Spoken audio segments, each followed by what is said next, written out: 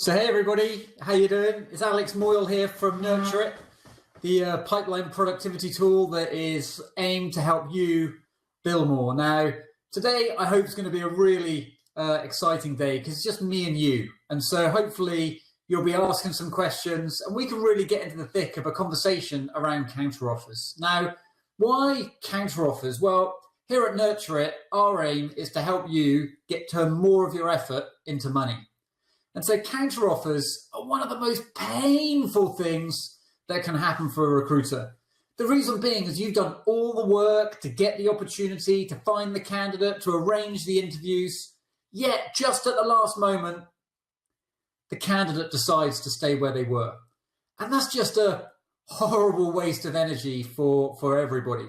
And whilst the candidate might get what they want and the company that keeps the candidate probably gets what they want too, for your client and yourself, it's just a big waste of time. And more frustratingly is that often when a candidate that a client's offered accepts a counteroffer, the client isn't going to say, hey, could I have the number two? What they're going to do is say, hey, who else you got? Could we start the process again? I've got a bit of sun coming in the window here, so I'll try and stay close and not get blinded. So what we're trying to cover today is really, well, what can we do as recruiters to prevent? What can we do to prevent counteroffers? Now, I was tempted to sort of, when I'm talking about counteroffers, to sort of say, hey, let's stop counteroffers. But the reality is, we can't control whether line managers make counteroffers or not. That's their prerogative. We can't control whether a candidate takes that counteroffer because that's their prerogative too. What we're going to focus on today is not whether we can stop them happening. It's about what can we do in the dialogue and the conversations that we have with candidates to sort of say, hey, maybe if you do get a counteroffer or when the counteroffer happens, let's think about how you're going to react to that situation.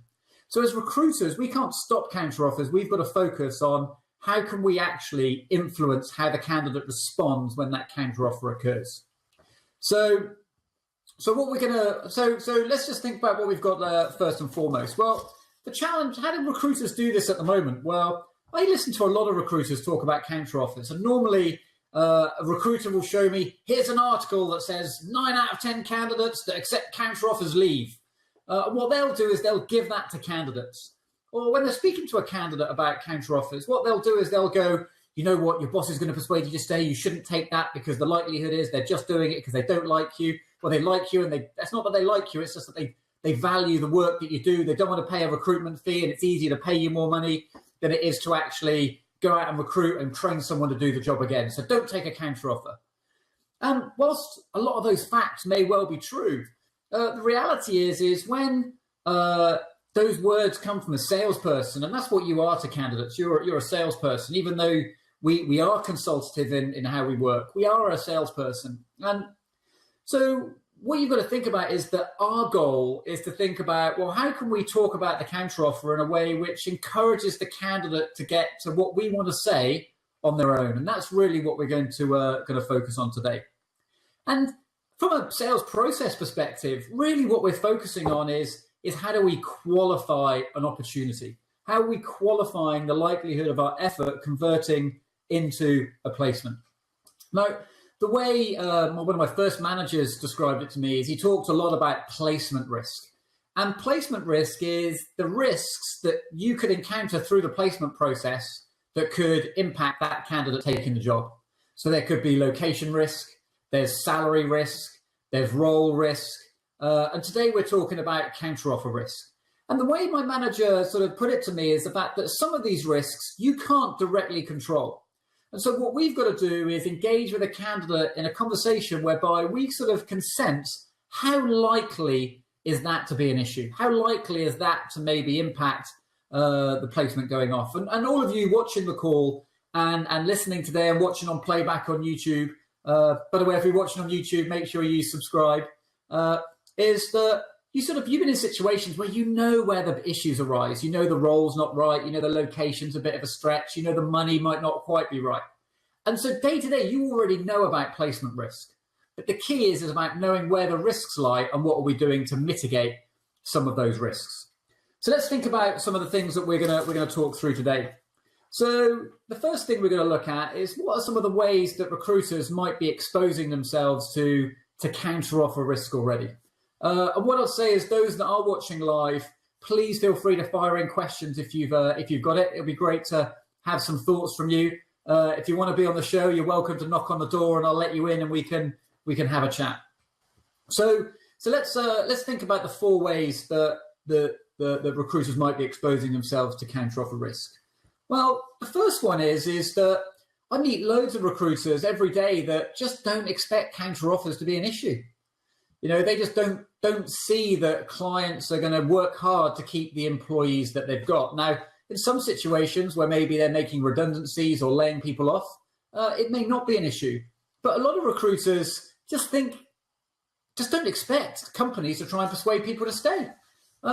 But the reality is in today's candidate short market, where often you're recruiting a purple squirrel from one place into another place, is companies are a lot more savvy about actually working to keep people. When someone resigns, it's not a done deal. And the reality is that it's typically not. Most people don't leave an employer because they hate everything about that organization. There might be just 1 or 2 things that they're frustrated about enough in order to want to leave. And so if you don't expect a counteroffer to happen, that's the first way that you're doing it. You're making a mistake, and actually you're opening yourself up to more risk. And so what we've got to do, and all recruiters, is you've got to expect candidates to get counteroffered. It's a bit like when I do business development training and people go, Alex, I keep getting objections that they've got a PSL or they use an internal recruitment team. And I go, well, why are you surprised? You should be more surprised when people call you and go, oh, great, yeah, I'd really like to talk to you. The reality is everyone's got a recruitment plan already. So the likelihood is you're always going to run into this objection. And once you start realizing this is definitely going to happen, then you can start to change your mindset. So Joe's just posted a link on here, which I'll put on the YouTube at the bottom, is 7 reasons to turn down a counteroffer. You know, all those things are great, and factually they're probably right. But as Joe says, it just maybe sounds a little bit desperate. You know, it's like you're trying to convince someone. And so we're trying to prevent that today. The second way you might be exposing yourself to counteroffer risk is that you believe a candidate. You take candidates at their word. And so when you say to a candidate, so would you take a counteroffer? You know, what we want, we just want the candidate to go, of course I wouldn't take it. Of course I wouldn't take the counteroffer. And we want that because it makes us feel good. It makes us feel like, oh, I'm going to do a deal. My effort's going to convert into cash. And one of the first rules I was given, I used to work in America selling educational books door to door for a company called Southwestern. And one of the first lessons that you got when you went to sales school was this American guy. I think he's from Nashville, but I can't really do a Nash Vegas accent. But he was like, Alex, remember, people always don't always say what they mean or mean what they say. And what I took from that is the fact that, you know what, we deal with people. People change their mind. And so whilst people might be saying one thing, there's a lot more going on in their mind. So when a candidate says, I'm not going to take a counteroffer, you've got to stop believing them, you know, because at that moment in time, they may not be willing to take a counteroffer. But there's loads of things that are going to change through the placement process that we need to stay on top of.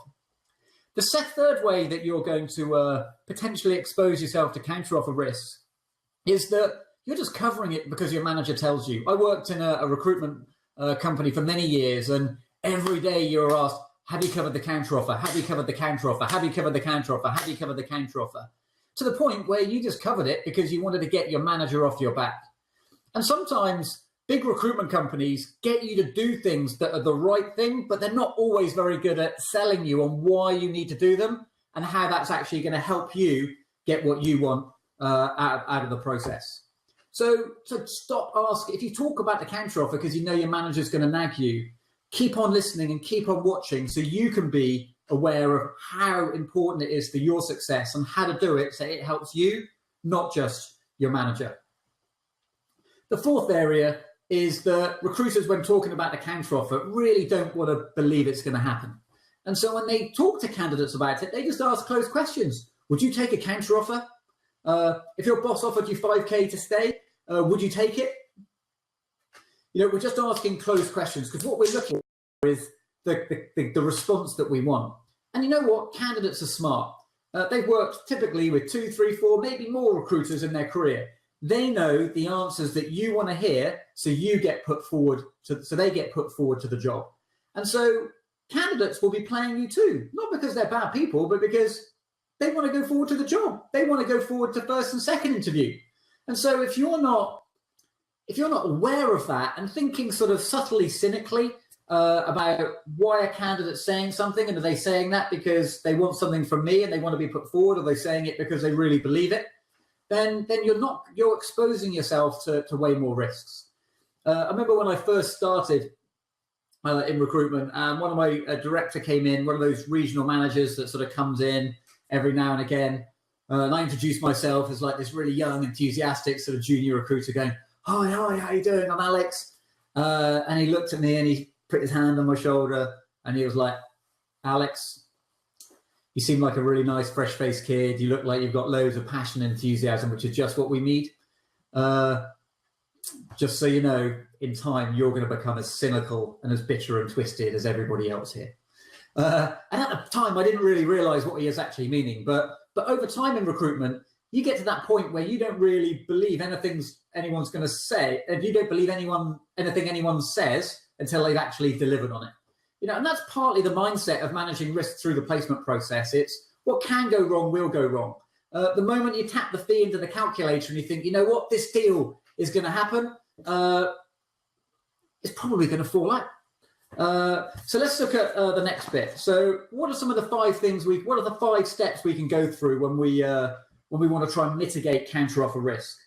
So the first thing we've got to do is make sure when you talk to a candidate about the counteroffer, you start with an open question. And what I mean by that is that we really want to be focused on understanding how a candidate feels and how they're going to respond in the situation that they get a counteroffer. We want to understand what's going to influence how they feel. So when you start with an open question, it's much more likely that a candidate is going to actually engage with you and is going to start sharing with you how they feel. The key when you start with an open question is not to be immediately looking for a resolution, but more to be focused on how the candidate feels. And so the second step when trying to address the counteroffer in a really professional and consultative way is really listen to what a candidate's saying and assess the risk. But remember, when you're listening, you're not just listening to the words that they're saying, you're also listening to how they say it. So if you said to them, how would you feel if your boss offered you $10,000 more to stay? And they went, I definitely wouldn't take it. Well, their hesitation might indicate that actually they might think about it. And so what you've got to be doing is assessing the risk. What's the clarity of their response? What's the speed of their response? And how much evidence can they put behind the answer that they give you? The third step is really thinking about asking more questions. And what I mean by asking more questions, if someone says like, oh, you know what, I might think about my boss saying if my boss offers me 10K more, as Joe says, who wouldn't stop and think about 10K more? What you've got to ask is, well, why would you be tempted by that? What would change if you were paid 10K more? And then that links to the fourth stage, which is reconfirming the reasons for the candidate leaving or wanting to be talking to you as a recruiter, and ask how those things might change. So for instance, through the interview process and screening process with a candidate, you might say, well, tell me what you think about your manager. Tell me what you think about the opportunity for progression. And so when a candidate says, well, I might be tempted by 10K, what you can say is, well, would your manager become any more enjoyable to work for if they offered you 10K more? Whilst you might be paid 10K more, would you be getting the experience that you've told me you wanted? And what we're trying to do as a recruiter is keep a candidate focused on what they want from the next opportunity. And what is that their current opportunity that's making them leave? Some people leave because they're underpaid, and they can be fixed with an extra bit of cash. But more often than not, people might not like the CEO, they might not like their manager, they might not like the level of progression that they have in that role, they might not even like the security that comes with working with that organization. Would those things change with 5 or 10K more? Well, It might make people feel better about working for an asshole. But the reality is those things don't change. And what we're trying to do in the conversation we have with the candidate is to get them to factor in, well, how would money impact the reasons I'm already unhappy with my job? How would that new opportunity that I get offered, they suddenly miraculously create when I resign, how would that really change how I feel about the fact that the company's made me get to the point that I want to leave before I actually, they offer me something new? You know, and what we've got to do is we're trying to encourage candidates to work through their own thought processes of how they're going to respond in that situation. And step 5 through the counteroffer discussion is that these questions do not stop. They do not stop after one conversation. The conversation about how the relationship between the role you've got today and the role they've got today is better than the other one, that needs to happen every way through the process. And so we're going to talk about this in a bit more depth. But after the first interview, you say, well, what do you like about this job and how is it better than the job you've got at the moment? You know, as we talk about it more and more and ask more and more open questions, what we're trying to do is get the candidate to sell themselves on why the new opportunity is actually better than the one that they've got at the moment, irrespective of a bit of extra push or a bit of extra bumps from their manager. The reason why is that candidates tell themselves. And actually, we tend to believe ourselves and what we think. And so through the conversations, what we're doing is helping candidates build their own word tracks. There's a chap called Paul McGee who wrote a book called Sumo, and he talks about how we play records in our head. So if we're not very good at something and we keep telling ourselves that we're not very good at something, we end up not being good at it. And what we're trying to do is help candidates build records that enables them, when someone says, why are you excited about this job? They're able to say, well, I'm excited about this job because I've got this opportunity. I'm really excited about what I'm going to be doing here. And they've got the answers to the questions. Because if they get asked a question about the opportunity and why it's better or why they shouldn't stay, and they don't have answers, then they open themselves up to being persuaded to stay. So what that then means in reality is we've got to think, well, what are some of the scenarios that we might work with? So what I've got here, and I've got a handout here that everyone that's on the show can get a copy of. Let's think of some of the questions that we might ask. But before we go into specific examples, has anyone on the call got any questions? We got Joe, we got Animal, we've got a few other people as well. Has anyone got a question that they'd like to discuss as part of dealing with counteroffers? I can hear furious tapping from the Canadian side and the UK side, so maybe they'll come through in a second. So let's talk through a work scenario. So, and what we're trying to do is, as I said, we start with an open question. So when I ask a candidate an open question at the start, the first question I would ask them, and is on the worksheet here, is what will you do when your boss tries to persuade you to stay? And the reason that over time I've really liked that question and come down to that being one of the first questions that I'd ask is that it's really assumptive that actually they're going to get persuaded by their manager. See, most candidates aren't thinking about the resignation process because remember what they've done. By the time they're talking to a recruiter, they've only just got to the point of, you know what, I dislike my job enough that I'm going to talk to a recruiter, or I dislike my job enough that I'm going to apply. They're not thinking down the process at all. So this is the first time they've probably actually thought about what's going to happen when they resign. And so by putting this question to them and saying, what are you going to do when your boss tries to persuade you to stay? Or you could say, you know what, you've got great skill sets. And like, if I was your boss, I wouldn't want you to leave.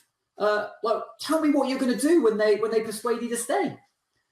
You know, and the more assumptive you are and the more you assume it's going to happen, you get the candidate to put their mind in that situation.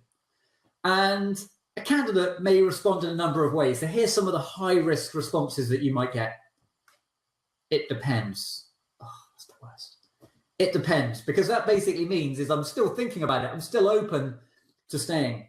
Another high-risk one, which is, oh yeah, they will try to keep me because that's what they always do.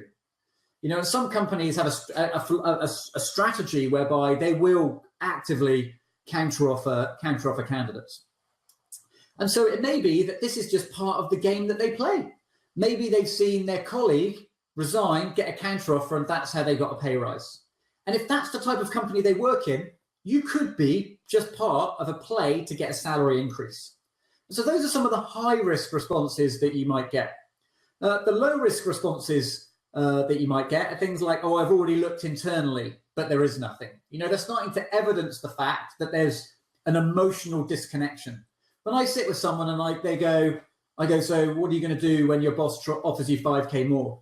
And they go, well, I don't know. And I go, well, have you asked your boss for a pay rise? And they go, no. Have you looked around for a promotion internally? And they go, no. They're a high-risk candidate, because if they haven't already begun to become emotionally disconnected, because when you go to your boss and say, could I have a pay rise? And they go, no, you're not worth it yet. Or could I have a new role? No, you've got to prove yourself in your current role. And even in recruitment, I know plenty of recruiters that will sort of say, I want a bigger team, or I want a base rise, and managers go, hey, start billing consistently and we'll give you more money. One of my managers said, you can give yourself a pay rise tomorrow, just pick up the phone and fill some more jobs. But the reality is, if your boss turns you down to a pay rise 2 or 3 times because they don't think you're worth what you think you're worth, emotionally you begin to get disconnected. And so what you're looking for after this response is what have they done to actually become or begin the process of becoming emotionally disconnected from that employer? If they say something like, I hate my manager, I feel there isn't any progression there, then it gives you an opportunity to explore that emotional disconnection. The emotional disconnection is what we're looking for. So if a candidate says it depends, or they'll try and keep me because they always do, what would you actually ask from a follow-up perspective? Well, I might say, depends on what? What would they have to offer you to keep you? And the really important part of this is when you ask a question, to shut up. Because the instinct is, when we're starting to get involved in a conversation where we don't want the answer, we're not comfortable with it, we don't want the candidate talking about they might take a counteroffer. What we want is them to say, of course, unconditionally, I want to go forward. What we want is that these aren't easy conversations for us. You've got to shut up. Ask the question, shut up. So what does it depend on? You could say, well, what could your boss say to you that might persuade you to stay? I saw a colleague once that used to say to me, and they'd go, Alex, this would be what they'd say to a candidate. They'd go, Sally, you've been here 5 years. This is the first time you've left after it's your first job out of university. It's the first time you can leave. Let me tell you what's going to happen when they resign. They're going to call in the CEO. He's going to come along and he's going to sit down next to you and he's going to go, Sally, we love you. We know you think you're the best there is to have. Come with me and let's have lunch. And especially in a lot of newly qualified roles or purple squirrel roles, they'll roll out all the big cannons to try and keep those candidates. To paint a picture for a candidate of what actually their employer might do, the fact they might take them to lunch, and get them to start thinking about it and say, well, what would you do when that happens? Now, what you're listening for here is not sort of the words, it's about the way that they respond. If they sound sort of wistful and sort of go, well, I actually really I'd sort of be tempted, or actually I really like where I'm working at the moment, or yeah, that would be tempting. It doesn't mean to say you don't progress with that candidate, but what you know is that candidate is a high-risk candidate. And what that means is that it means through the recruitment process, you need to keep talking to the candidate and say, well, you said that your boss, if they offered you 5K, you might stay. How would this job be better than the 5K that you're going to get? How would this opportunity be better than the opportunity that they could offer you internally? And so early in the process, it's okay for the candidate to be a high counteroffer risk.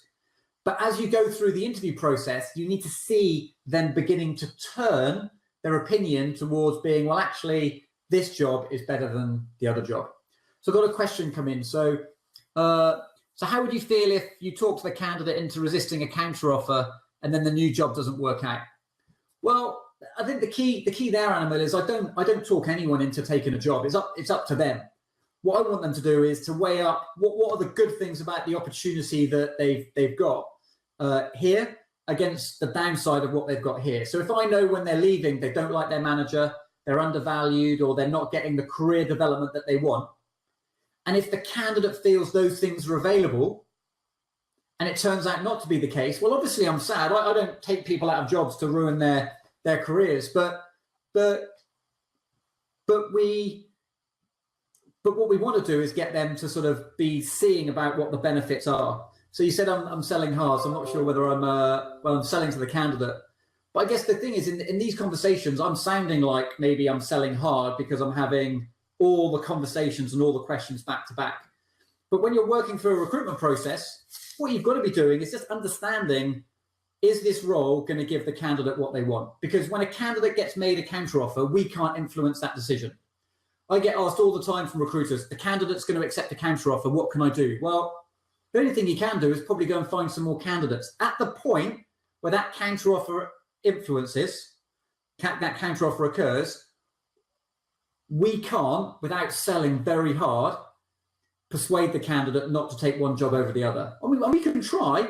What we're trying to do is be more consultative and be more proactive in helping the candidate understand how they're going to respond when that counteroffer comes along. Because what we want all the way through the process is to make sure at the point that they get an offer, the candidate goes, that's exactly what I want, and this is why I want it. And this is one of the things that recruiters don't often do, is that they don't make candidates sell back the job to them. Psychologically, the fear of loss is much more powerful psychologically than the motivation for gain. And so what I see great recruiters do is, through the process, say to candidates, well, tell me why you like this job. Tell me why you'd want this job over any other job. And what you're doing is getting candidates to think about what they want, but also convince you that it's okay to go forward. Because what you don't want to do is put a candidate in front of a client at the second interview stage that you know is extremely likely to get counteroffered and accept a counteroffer. And because often in those instances, you've created the issue for yourself when the counteroffer actually occurs. And it doesn't mean to say you might withdraw them. What you might say to the candidate is that right now you potentially could be getting a second interview, but you sound like that if your boss persuaded you, gave you 5K to stay, you'd probably stay. Is that right? And if they say yes, you say, well, I'm going to speak to the client. I'm going to see how they will feel about that situation. Because my client only wants people to go forward to second interview if this opportunity is as good, if not better, than what they could be offered internally. So if you think that you'd probably stay if you're offered 5K more, this job is only paying 5K more. So what we're trying to do is just practically talk about the situation whereby candidates. So we've just got a good question. Can you get the client to help you sell against the counteroffer? Absolutely. And this is part of the partnership between the recruiter and the line manager, is that the recruiter should be telling the line manager, your role is good in this area, but this is how your role isn't as good. The metaphor I often use is, if you imagine this is the current job, this is the new job, and a candidate is here, okay? And if they're really happy in their job, they're super connected. Now, what might happen over time is they feel like they're being underpaid, or they dislike their manager.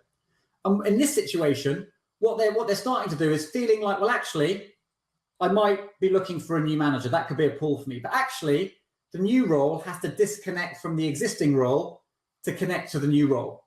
And so a really important role of the recruiter is to tell the line manager how their role currently is not as good as the role that candidate currently has.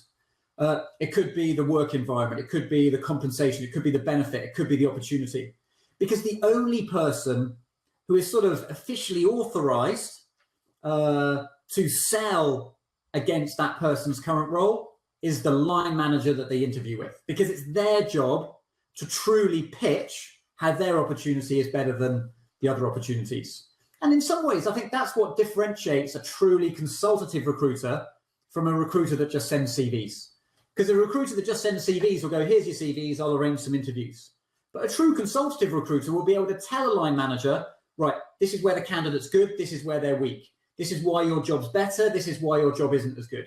And it's up to the line manager and you to work in partnership to show how that opportunity is still better than what they've got at the moment. So I don't know whether that answers your question, Animal, but it was a good question from you.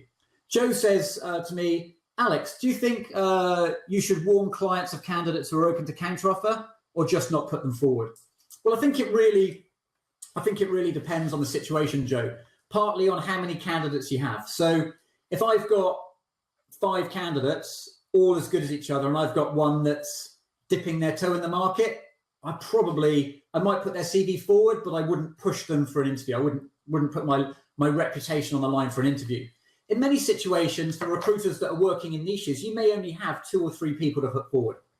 And so what you would do is you would tell a client that they're prone to a counteroffer. And what you might do is say, well, Mr. Client, I know this is the first job this candidate's gone forward for, which means that they're very early in their job search, which means they're going to have lots of questions. We're going to need to give them time between stages, because often your client might be looking to hire really quickly, but the likelihood of taking a new LinkedIn approach and then convert that into an offer the next week is unlikely. And I think that's one of the mindset shifts that recruiters, especially those that work in the bigger firms, have got to make, is that if you get a candidate from a job board, emotionally, they're much more ready to move an interview than someone you approach directly through LinkedIn. And so you've got to coach those clients to sort of say, well, this candidate is super active and this is what you'd need to say for them to be really excited about the role. This candidate is less active in the market, which means they're less ready to resign, which means we need to do this. Now, it could be the client says, well, I only want people that really, really, really want to move. And in that instance, you can say, well, that's fine, but how many Latvian-speaking .NET developers that work out of Aberdeen and split their time with Aberystwyth do you know? And so if it's a mass market role and candidates are hard to come by, clients are going to be less open to meeting candidates that are less active. And it's up to you how much you say. But in a lot of instances, clients know the skill sets they're recruiting for are really hard. And actually, they pay you to make sure that they have the best chance possible of converting anyone they meet into someone that they can hire. And so if that candidate isn't in a mood to be rushed because they've only just started looking or they're only passively looking, then you need to tell the line manager to take it easy. Offering them the job in the first meeting won't do well, but walking them around the floor, introducing them to a few people probably will have a big benefit. You know, it's not just about sending CVs and arranging interviews. It's how do you help a client promote their opportunity whereby people want to work with them. You know, anyone can find people nowadays. The art of a recruiter is to get those individuals to the table and to get them to want to complete the process. And working with candidates that are just active in the market is not necessarily going to get what you want. And so coaching line managers is absolutely key. And that's really where you earn your money. You know, when people say, and the great thing is that also gives you an opportunity to differentiate yourself from internal recruitment teams. Because what internal recruitment teams are doing, going on a job board, first level LinkedIn search, approaching some people, putting them forward to line managers and hoping they start. You know, and that's because they're probably working 15, 20, 30, sometimes 40 roles. They don't have the time to invest in nurturing each one of those individual candidate relationships. You know, and what you can do as an agency recruiter is bring candidates to the table and nurture them through to start. And so what we're trying to do is be in a position where we're more consultative and we're more of a coach to the candidate to help them understand how they're going to respond. You know, and you can choose how direct you're going to be. So I know someone that asked a question where they go, how would you feel if it took for you to resign before your boss gave you that pay rise you'd be asking for? Now, that's a pretty leading question, right? I wouldn't probably ask that question, but I would ask a question like, well, what are you going to do to persuade you to stay? Or you've told me you've looked for an internal promotion. How will you feel if that pops up the moment you resign? You know, a lot of it's not just the questions that you ask, and it's how you ask it. And it's making sure you're just curious about the candidate. When you ask these questions without interspersing them with lots of questions about what the candidate wants and what their motivators are for their next move, what the things they like about their current job, what they dislike about their current job. I've just looked at a question. What they like about their current job. You can ask these pretty direct questions about the counteroffer. When you're just trying to do a quick 4-minute pre-screen call and you go, hi, do you have a heartbeat? Do you have one head? Can you get to Swindon? Will you work for 40K? Are you happy to do audit? What will you do when your boss tries to persuade you to stay? They're not going to engage with you. So if you're committed to building a relationship with a candidate for a recruitment process, then these questions work for you. If you're just trying to tick a box, they probably won't.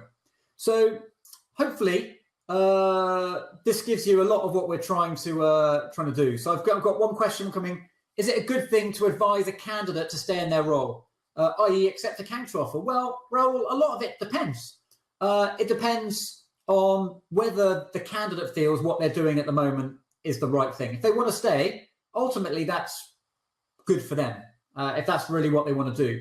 And sometimes it is better to stay. I remember there was a big telecoms company locally to me, and I met a candidate just from a registration perspective, and they were telling me there was no opportunities in their current organization. But I knew there was about 8 because I was recruiting for them. And I told them, I wrote down the name of a couple of line managers and went, go and see these people. Tell them that you want an internal opportunity. Got an email about a week later going, Alex, I found something, cheers. Now, I worked in a very tight geographical market, and the candidates I worked with today were going to be my clients tomorrow. The line manager where that candidate got a job was also a client that I was working with, and he rang me and he was like, I know I owe you a favor. So actually, like, if it's the right thing for the candidate and you want to have a career in recruitment and the people that you want to work with will want to come back to you again and again, then sometimes it is the right move that they accept that job. The key to be a successful recruiter is to have a pipeline where you can afford to be able to do that.